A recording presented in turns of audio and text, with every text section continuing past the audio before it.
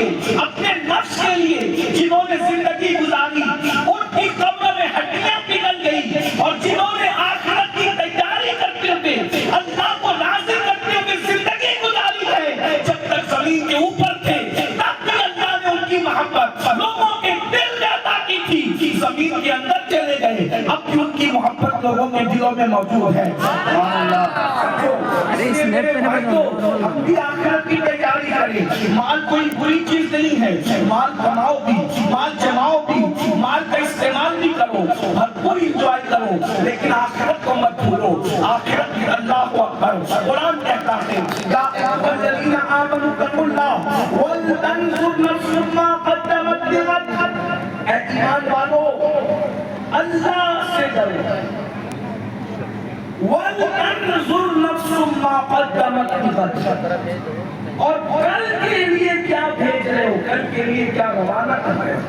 یعنی آخرت کے لیے کون سا توشہ بھیج رہے ہو، اس میں سورہ میں غور کرو، فکر کرو،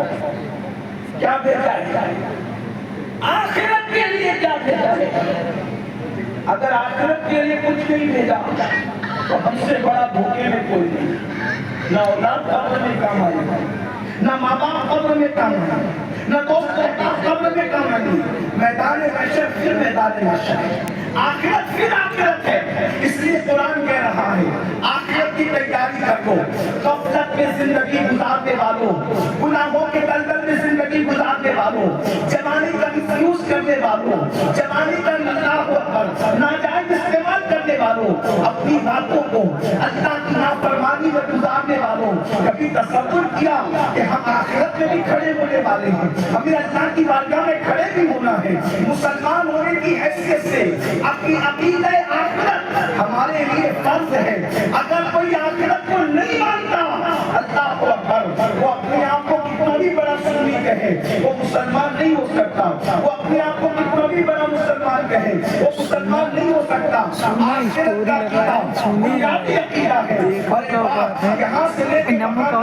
تمام احباب کی توجہ چاہتا ہوں، اگر واقعی حضرت قاسم شاہ ولی اللہ میں آئے ہو تو یہ جو دل و دماغ کے اندر خط و سوال ہے کہ کچھ بھی کریں گے بخش دیے جائیں گے، کچھ بھی کریں گے نجات ہو جائے گی۔ یاد رکھنا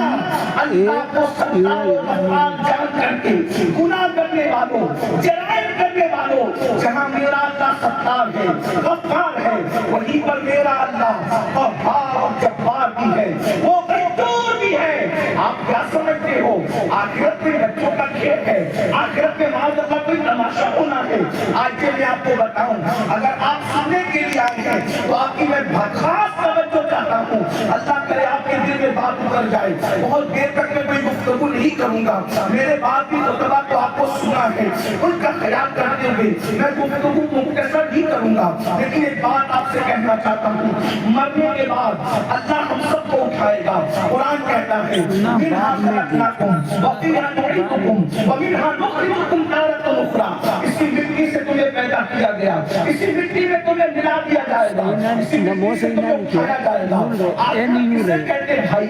آخرت کسے کہتے ہیں؟ اللہ کے سچے رسول صادق و مصدوق مصطفیٰ جان رحمت صلی اللہ علیہ وسلم، آخرت کا ایک دن 50,000 سال کے برابر ہوگا، ایک دن 50,000 سال کے برابر۔ رسول اللہ صلی اللہ علیہ وسلم کی بات کو مان کر